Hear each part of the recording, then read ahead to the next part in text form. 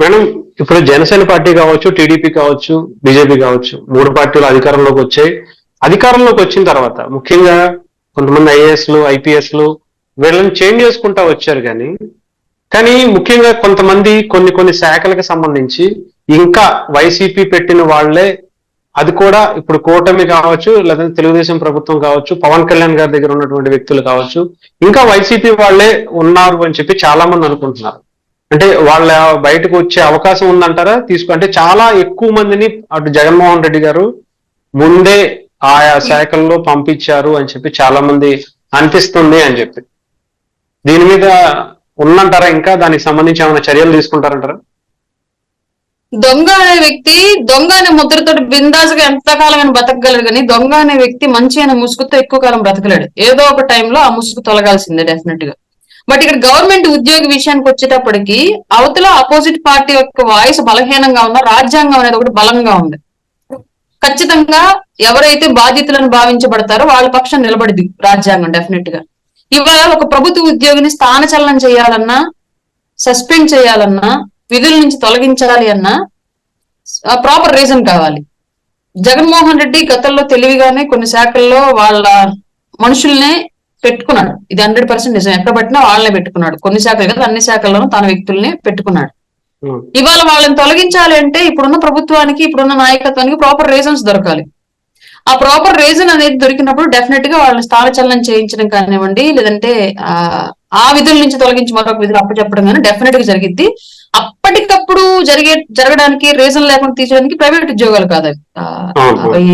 Group 1 స్థాయి వ్యక్తుల్ని తీయాలి అంటే వాళ్ళకు కూడా చట్టం చాలా తెలిసి ఉండిద్ది, ఫైట్ చేస్తారు. అట్లాంటి సిచ్యువేషన్స్ లేకుండా వాళ్ళ దొంగతనం ముసుగు బయట పడుతున్న రోజు డెఫినెట్ గా అందులో ఉన్న నిజాలను, ఆధారాలను చూపించి మరీ తీసేస్తారు. ఇందులో ఎలాంటి సందేహం లేదు. కొంతమంది వ్యక్తులైతే ఉన్నారు ఇప్పటికి కూడా, వాళ్ళ కనుసన్నల్లోనే ఇంకా ఇప్పటికీ కొన్ని ఫైళ్లు మాయం చేయించడాలు, కొన్ని ఫైల్స్ తగలబెట్టించడాలు, కొందరు వ్యక్తుల్ని తారుమారులు చేయించడాలు ఇలాంటివన్నీ చేస్తూ ఉన్నారు జగన్మోహన్ రెడ్డి. అతను చేసినటువంటి స్కామ్లన్నీ బయటపడకుండా ఎన్డీఏ కూటమి ఈ విషయాన్ని గ్రహించింది, తొందరలోనే ప్రక్షాళన చేసిద్దని అయితే బలంగా మేము నమ్ముతున్నామండి. ఇంకా పోతే ద్వారంపూడి చంద్రశేఖర్ రెడ్డికి సంబంధించి కావచ్చు, అంటే గతంలో పవన్ కళ్యాణ్ గారి గురించి ఇష్టం వచ్చినట్టు మాట్లాడిన వ్యక్తి ద్వారంపూడి చంద్రశేఖర్ రెడ్డి. కంప్లీట్ గా ఆయన్ని టార్గెట్ గా ఈసారి ముఖ్యంగా నాదెళ్ల మనోహర్ గారు అక్కడికి వెళ్లి వాళ్ళకి సంబంధించిన గోడౌన్లు కావచ్చు, బియ్యం రైస్ మిల్స్ కావచ్చు, ఇవన్నీ సీజ్ చేశారు. పవన్ కళ్యాణ్ గారు ఏమో ఎన్విరాన్మెంట్ కి సంబంధించి, అంటే పర్యావరణానికి సంబంధించి అనుమతులు లేవు అని చెప్పి వాళ్ళకి సంబంధించి వాళ్ళ అబ్బాయికి సంబంధించిన ఏవో కొన్ని ఫ్యాక్టరీలు కూడా ఏవో క్లోజ్ చేయించినట్టుగా తెలుస్తుంది.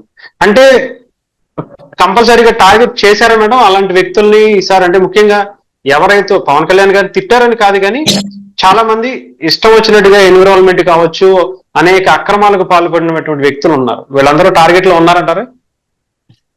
ఇక్కడ పవన్ కళ్యాణ్ గారిని తిట్టారు అన్న విషయాన్ని అసలు పక్కన పెట్టేశాడు. ఆయన అట్లాంటివి కన్సిడర్ చేసుకోరు పవన్ కళ్యాణ్ గారు. నాకు తెలుసు ఆయన వ్యక్తిత్వం. దేహి అంటే పరమ దుర్మార్గుని కూడా క్షమించి పక్కకు పో ఇంకా అనే వ్యక్తిత్వం పవన్ కళ్యాణ్ గారి.